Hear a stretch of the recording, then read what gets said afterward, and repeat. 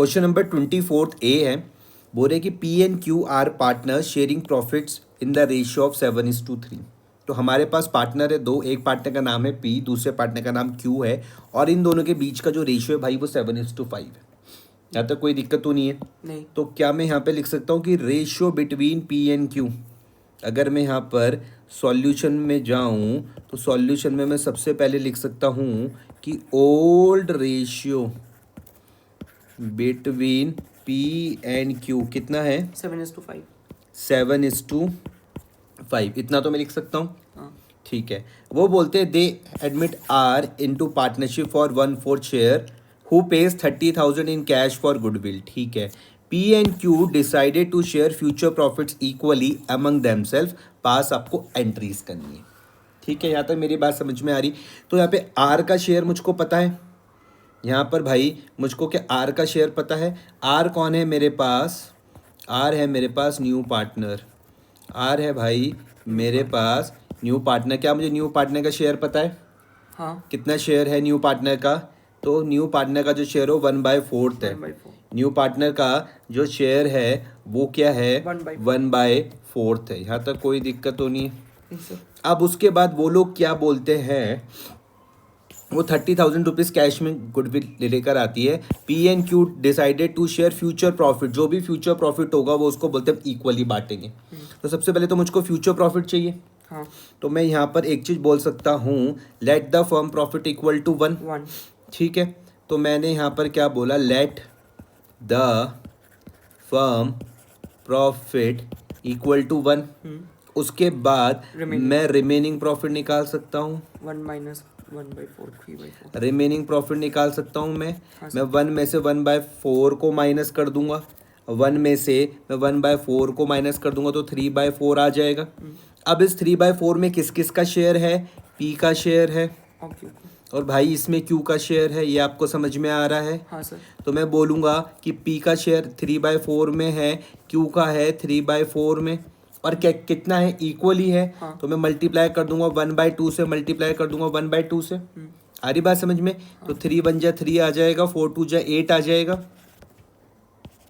Clear? यहाँ पर भी सेम 3 1 जा 3, 4 2 जा 8 आ जाएगा। सिंपल। अब मैं निकाल सकता हूँ न्यू रेशियो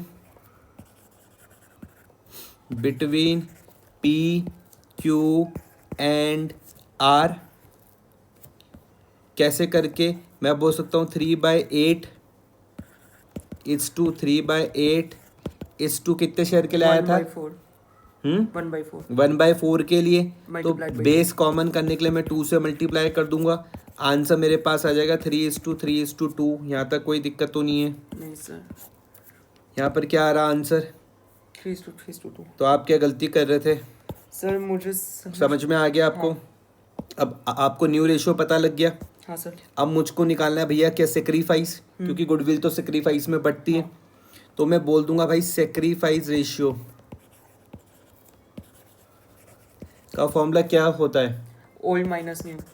ओल्ड रेशियो में से अगर मैं माइनस कर दूं न्यू रेशियो, यही होता है पक्का? हाँ। तो भाई सबसे पहले मैं निकालता हूं आपके पास पी का शेयर।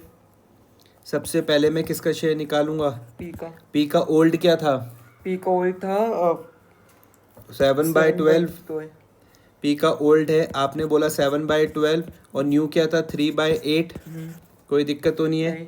इन दोनों का मैं अगर एलसीएम लेके चलता हूँ तो 24 आ जाएगा। हाँ। है ना? हाँ सर। ये 14 आ जाएगा। -3 3 जा 9, 5/24 आ जाएगा। पी के बाद दूसरा कौन था? आर नहीं, आर तो न्यू था। Q sir. तो मैं क्यू का शेयर निकाल दूंगा। 5 ओल्ड क्या था? 5/12 - -3/8। ठीक है।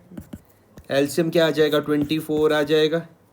हाँ। क्या आ जाएगा? 10 -3 3 जा 9, 1/24। तो सेक्रीफाइस रेशियो कितना आ जाएगा? 3:1। यहाँ तक कोई दिक्कत तो नहीं है? 5:1 हाँ, 5:1। ये आपको समझ में आया? हाँ सर। सेक्रीफाइस रेशियो क्या आ जाएगा? 5:1 आ जाएगा, यहाँ तो कोई दिक्कत। नहीं। अब मैं इसके बाद इसकी क्या बोली हुई मुझको, जर्नल एंट्री, हाँ तो मैं बोल दूंगा bank account debit to, capital तो नहीं है ना, हाँ कैपिटल नहीं, गुडविल है। तो premium for goodwill, sir cash में लाया था गुडविल। तो कैश लिख दो, कोई दिक्कत नहीं है। Cash account debit to premium for goodwill, कितना लाया? 30,000। तो मैं यहाँ लिख दूंगा 30,000 और फिर लिख दूंगा premium for goodwill account debit to, क्या क्या नाम है पार्टनर्स के? P's capital account, P's capital account to Q's capital account, to Q's capital account. कौन से रेशियो में बांटूंगा? सेक्रीफाइस क्या थे? 5:1, तो मैं 30,000 को 5:1 में बांटता हूँ तो क्या आ जाएगा? 5,000 25,000 और 5,000। आया थोड़ा बहुत समझ में?